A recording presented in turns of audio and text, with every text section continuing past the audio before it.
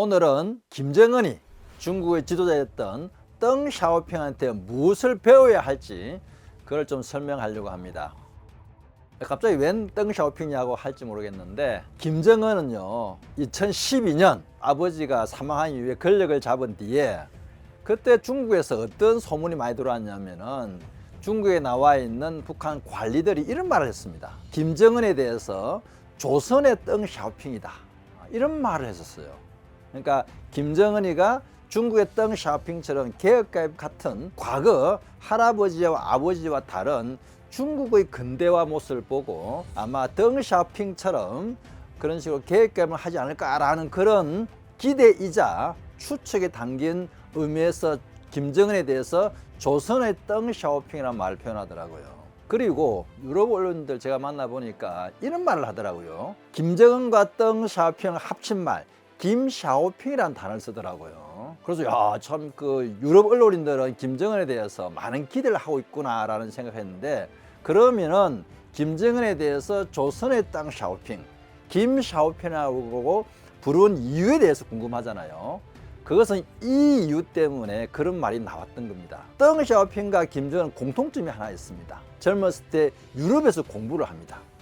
덩 샤오핑도 프랑스에서 공부를 하죠. 그 당시 중국에서 엘리트 인력들을 프랑스로 보냈는데 그것을 근, 공, 금, 학이라 불렀습니다. 한마디로 일하면서 배우자는 그런 프로그램으로 덩 샤오핑이 그 프로그램에 참여했고, 여러분도 잘 아시는 저우얼라이 총리도 그 프로그램에 가서 프랑스에 유학을 했습니다.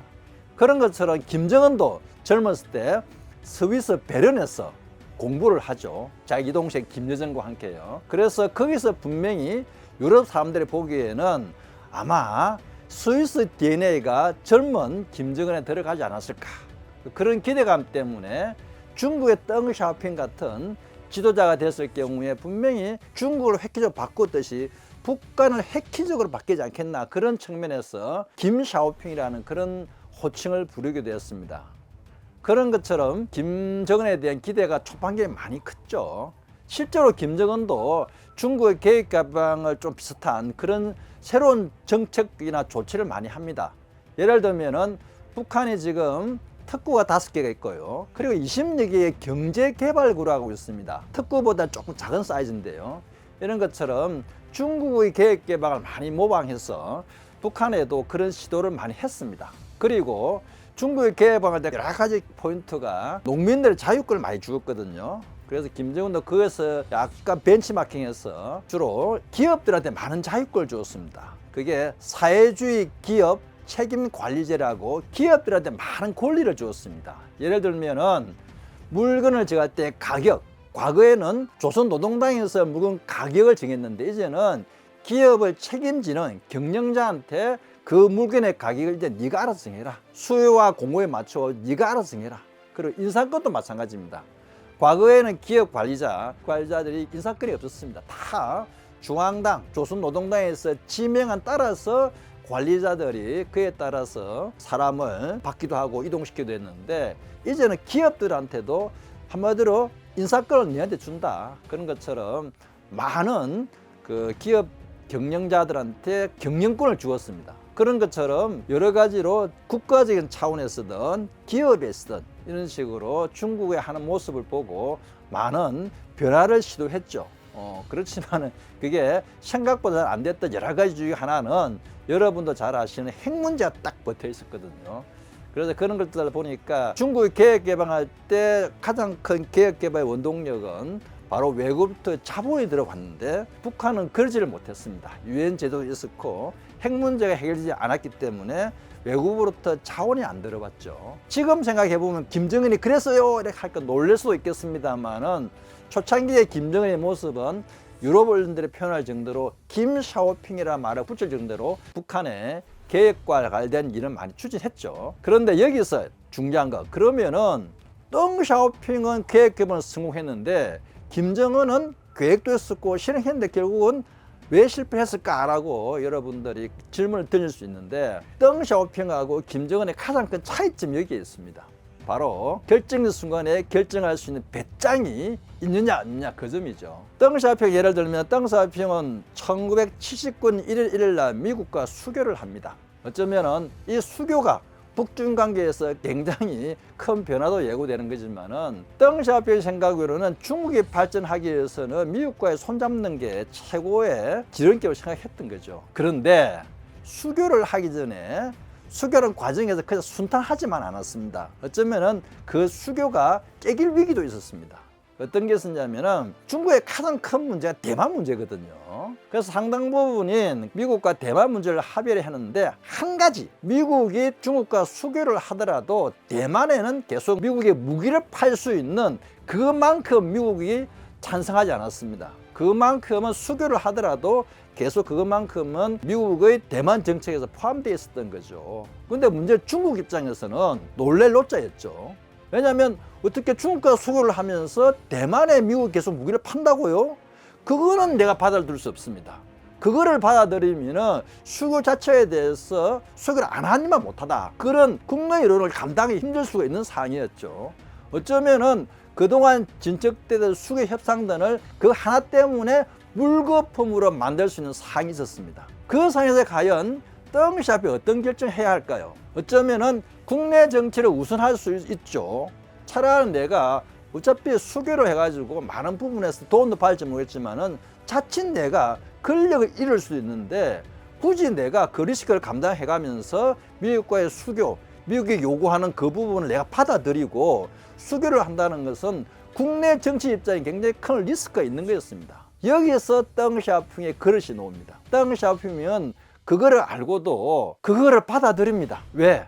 그게 잃는 것보다 얻는 게 많다고 생각했던 거죠. 그 당시 덩샤오핑의 고민은 개혁 개방을 하면서 중국을 4대 현대화, 농업, 공업, 국방, 과학기술 이 현대화가 어쩌면은 덩샤오핑 입장에서는 국내 정치 입지보다는 그게 더 훨씬 더 중국의 미래에 도움이 된다고 판단한 거죠. 그래서 국내적 리스크를 안고도 결국 미국과 수교를 합니다. 그걸 통해서 덩샤오핑이 기대했던 것은 바로 미국의 과학기술, 그걸 중국이 배우는 게 훨씬 더 중국의 미래에 도움이 된다고 생각했던 겁니다. 한마디로 소탐 대신을 하기 싫던 거죠. 내가 좀 더 중국의 발전을 하기 위해서는 내가 비록 국내 정치적으로 손해를 보더라도 중국 인민들을 위해서 더 큰 결정하고 리스크가 있더라도 그 길을 간 겁니다. 정치 지도자들은 결정적인 순간에 이런 통찰력과 미래를 볼 수 있는 그런 생각들이 있어야 되는 건데 그게 바로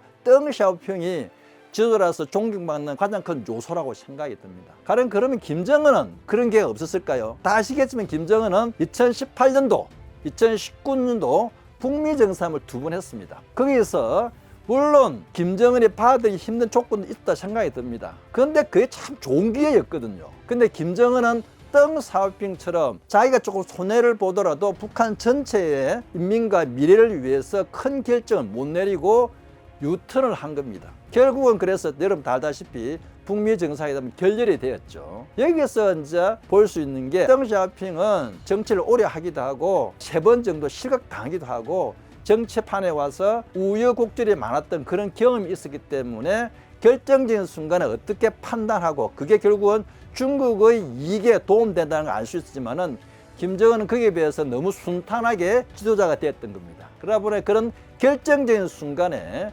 결국은 자기가 지고 있는 것을 나야만이 새로운 걸 지을 수 있는데 김정은 지고 있는 것을 결국은 버리지를 못했습니다. 그래서 지금 이까지 왔는데 김정은이 만약에 그때 덩샤오핑을 제대로 배웠더라면 좋은 것만 외에 그런 어려운 결정할 수 있는 배짱을 배웠더라면 지금의 북한은 상당히 달라지지 않았을까 생각이 듭니다. 우리 이면 PD가 또 큰 질문을 했는데 지금 제가 이 이야기를 왜 드렸냐면은 지금 트럼프 당선인의 재선 이후에 북미 정상회담이 솔솔 나오고 있잖아요. 또 김정은한테 그런 기회가 오고 있습니다. 그래서 제가 덩샤오핑 예를 들었는데 과연 지금 만약 북미 정상회담을 하고 김정은과 트럼프를 만났을 때 이번에 김정은은 과거와 다른 모습을 보일까 아니면은 똑같은 모습을 보일까 그건 우리가 한 번쯤 질문해 볼 필요가 있습니다. 사실 저도 개인적으로는 김정은이가 덩 샤오핑을 이번에 제대로 배워가지고 트럼프와 만나서 그때 덩 샤오핑이 국내 정치 리스크를 감안하고 미래를 보고 큰 결정을 하듯이 김정은이가 트럼프를 만났을 경우에 그런 결정을 한다면 이 한반도 동북아시아에 큰 지각 변동이 일어날 수 있는 거죠. 그리고 일전에 말씀드린 트럼프 쇼크 같기도 합니다. 아니 그것을 김정은이가 받아줄지 안 받아줄지 그거는 사실 알 수 없는 거지만은 김정은이가 진짜 북한을 위하고 자신을 위한다면은 그걸 받아야 되는 거죠. 덩 샤오핑이 그 결정할 때 그냥 뭐 쉽게 지금의 결과를 보고 판단했겠습니까? 그다음에 본인이 국내 정치 리스크를 굉장히 고민을 많이 했을 겁니다. 그런 것처럼 김정은도 분명히 김정은도 다시 올 이 기회를 과거처럼 똑같은 자세로 취하면은 지금과 똑같은 북한의 미래가 있는 겁니다. 그래서 과연 김정은이가 덩 샤오핑을 따라 할까 안 할까? 사실 저도 굉장히 관심도 많고요. 그리고 실제로는 지금 현재는 정확히 알 수는 없는 거지만은 바람이라면은 김정은이 덩 샤오핑을 다시 공부를 하고 덩 샤오핑이 이렇게 현재 중국을 만들 때에 그 결정적인 순간에 어떤 고민을 했고 그리고 실제로는 그게 자기한테 자기와 북한의 미래에 어떤 결정이 도움된다는 걸 한 번쯤은 다시 리뷰를 하고 뭐 덩 샤오핑 다시 읽기 이런 식으로 한 번쯤은 다시는 2019년 같은 실수를 반복하지 않기 위해서라도 지금부터 김정은이 가장 먼저 할 일은 덩 샤오핑의 그런 배짱과 정신을 배우는 그런 거 생각이 듭니다. 그리고 우리 임혜원 PD가 말한 것처럼 바람이기도 합니다. 좀 김정은이 덩 샤오핑처럼 화끈하게 개혁 개방을 할 수 있는 오픈 마인드가 지금 김정은에 가장 필요한 거라고 생각이 듭니다.